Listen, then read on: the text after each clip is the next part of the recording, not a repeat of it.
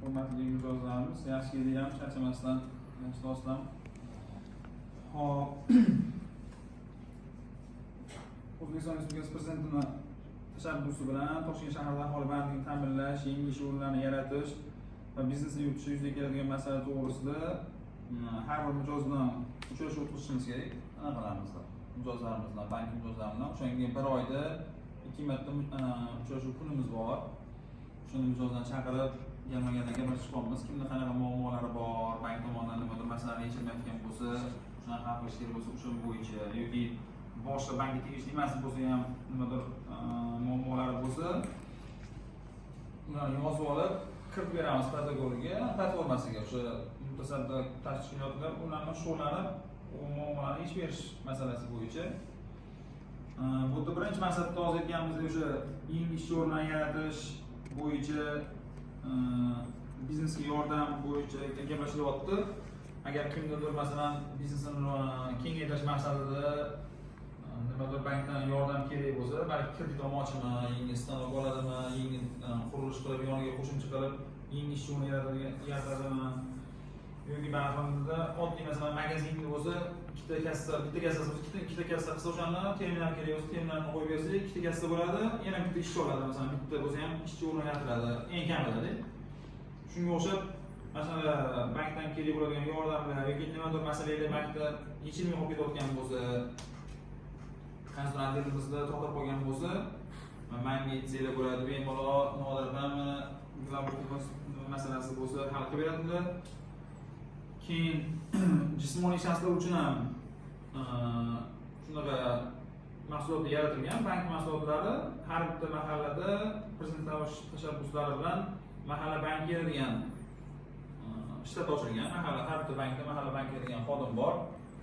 Mahalla biriktirilgan, mahallani o'zida har bir mahalla agenti degan odam ishga olganmiz. Mahalla agenti ertadan kecha shu mahallada o'tiradi.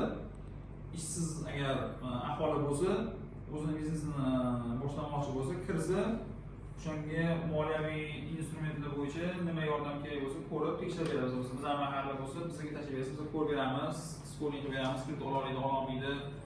O'zini loyihasini aytsa, o'shanga qarab mikro loyihalarni bajarsa bo'ladi. Даже plastik kartasi yo'qlagan mahallada hozir plastik karta ochib beryapti bank tomonidan tekinga. Shu bank bilan tanishib bo'lsin, ana bu qismda kutubxonalarda, tashkil etilgan kutubxonalarda bolalarni chaqirib, moliyaviy savodxonlik bo'yicha dars o'tib beryapti. Odamlar bilsin, xalq qolib ketmasin deb.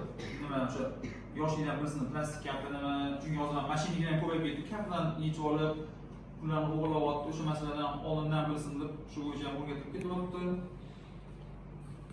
Shunga kimda nimadir muammo bo'lsa, agar ishingni hal qilmayotgan bo'lsa, aytsanglar, ozgina harakat qilamiz hal qilib berishga. Yoki boshqa paytda ham, qolgan paytda eshikimiz ochiq, mana shu e'lonimizni zamonalashyapmi. Bemalol kirsanglar, nima masala bo'lsa hal qilamiz. Agar pastda Nodirga kelsanglar, Nodir ham, ammo jon kuydirib hammaga anaqa yuradilar. Orqasidan nima ishi bo'lsa, hammalardan ishni bitirib beradilar. Bemalol anaqamiz bor.